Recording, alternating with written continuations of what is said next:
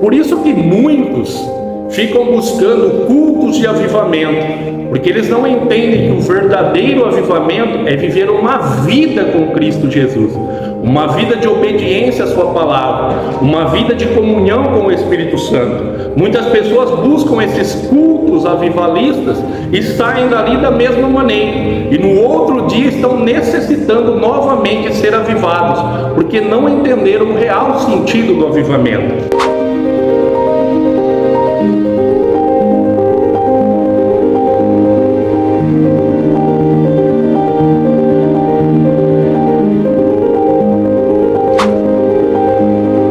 Quando a gente fala de avivamento, principalmente no nosso meio religioso pentecostal, logo vem à mente um culto onde as pessoas estão muito agitadas, onde as pessoas estão rodopiando, estão falando em línguas, enfim. Mas quando a gente vai para a Bíblia Sagrada, a gente vê que o conceito de avivamento é um pouco diferente. Todas as vezes que houveram grandes avivamentos na história do povo de Deus, esse avivamento foi pautado na exposição, no entendimento e na prática da palavra de Deus. Quando a gente olha, por exemplo, para o livro de Neemias, ali no capítulo 8, capítulo 9, nós vemos que Neemias chama ali Esdras para estar expondo a palavra de Deus, porque o povo estava andando totalmente desviado dos caminhos do Senhor.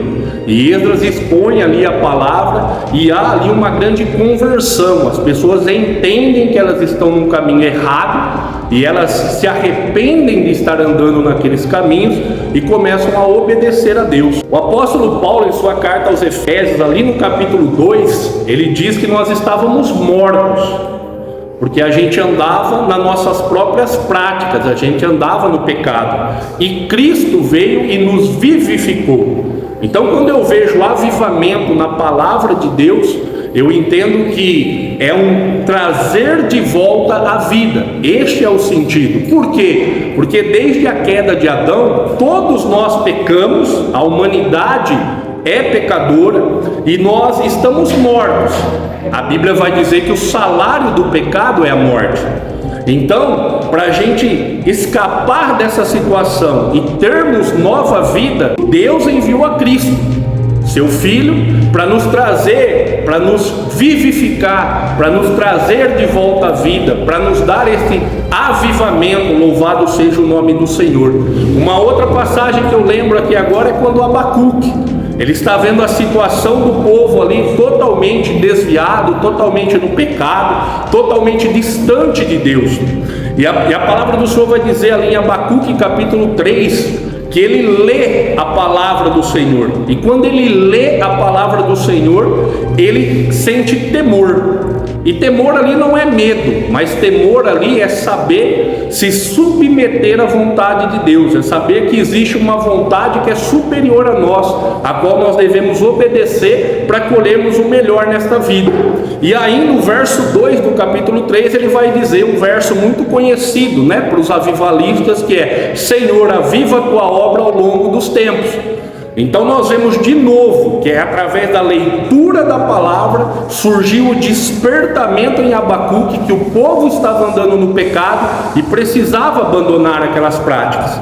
O próprio Jesus, quando conversa com Nicodemos, João capítulo de número 3, e Nicodemos pergunta o que era necessário, louvado seja Deus, para herdar o reino dos céus, Jesus vai dizer para ele que era necessário nascer de novo. Ou seja, ter uma nova vida, abandonar a vida antiga e começar uma nova vida em Cristo Jesus. Então, quando a gente olha para a Bíblia Sagrada, o sentido de avivamento é nós abandonarmos o pecado e começarmos a viver em Cristo. A palavra do Senhor nos diz lá em Hebreus capítulo 12, verso 14, que sem santificação ninguém vai ver ao Senhor. E aí a palavra do Senhor vai dizer em João 17, 17, o próprio Jesus dizendo, quando está orando ali pelos seus discípulos, ele pede para santificá-los na verdade, e ele diz que a verdade é a palavra de Deus.